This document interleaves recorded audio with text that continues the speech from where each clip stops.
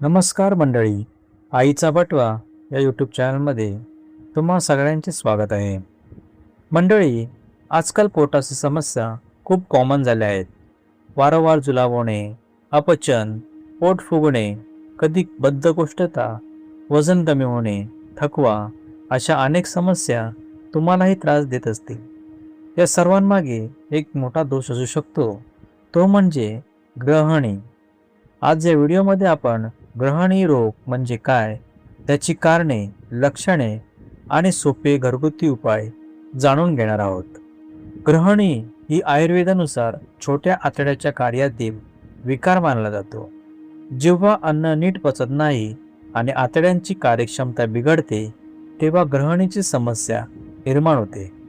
आधुनिक वैद्यकात त्याची काही लक्षणे IBS किंवा मेलासॉर्बिन सिंड्रोम्स यासारख्या विकारांशी साधर्म्य दाखवू शकतात. मात्र हे सर्वच रुग्णांमध्ये समान असते असे नाही. ग्रहणीमध्ये शरीर अन्नातील पोषक द्रव्ये योग्य प्रकारे ग्रहण करू शकत नाही.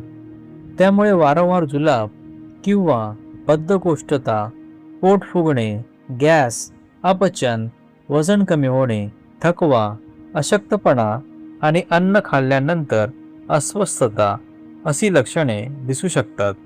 आता जाणून घेऊया ग्रहणीची मुख्य कारणे.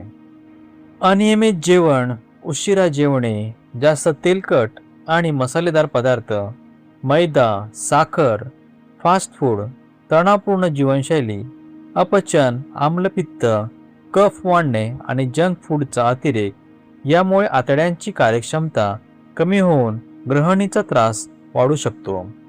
आता सर्वात महत्त्वाचा भाग म्हणजे उपाय.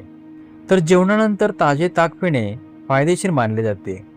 त्यात थोडे भाजलेले जिरे आणि चिमूटभर मीठ घालू शकता. काही आयुर्वेदिक परंपरांमध्ये सकाळी कोमट पाण्यासोबत मर्यादित प्रमाणात साजूक तूप घेण्याचा सल्ला दिला जातो. मात्र ते सर्वांसाठी योग्य असेलच असे नाही. आहारात जिरे, धने, हिंग, आले, मिरी, मेथी, पालक, शेवगा, ज्वारी, बाजरी तसेच पपई आणि केळी यांचा योग्य प्रमाणात समावेश करावा. जास्त तेलकट, मसालेदार, प्रोसेस्ड फूड, कोल्ड ड्रिंक्स आणि अतिथंड किंवा अति आंबट पदार्थ शक्यतो टाळा. वेळेवर जेवा, रात्री लवकर जेवा, ताण कमी करा, नियमित चालण्याची सवय लावा आणि लक्षणे दीर्घकाळ टिकत असतील तर स्वतः उपचार न करता डॉक्टर किंवा आयुर्वेद तज्ज्ञांचा सल्ला घ्या. मंडळी, योग्य आहार, नियमित दिनचर्या आणि वैद्यकीय सल्ल्यामुळे ग्रहणीसारख्या पचनाच्या समस्या नियंत्रणात ठेवण्यास मदत होऊ शकते.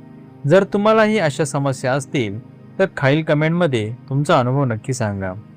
ही माहिती उपयुक्त वाटली असेल तर व्हिडिओला लाईक करा, शेअर करा आणि अशाच आरोग्यविषयक माहितीसाठी आमच्या चॅनेलला सबस्क्राईब करायला विसरू नका. धन्यवाद.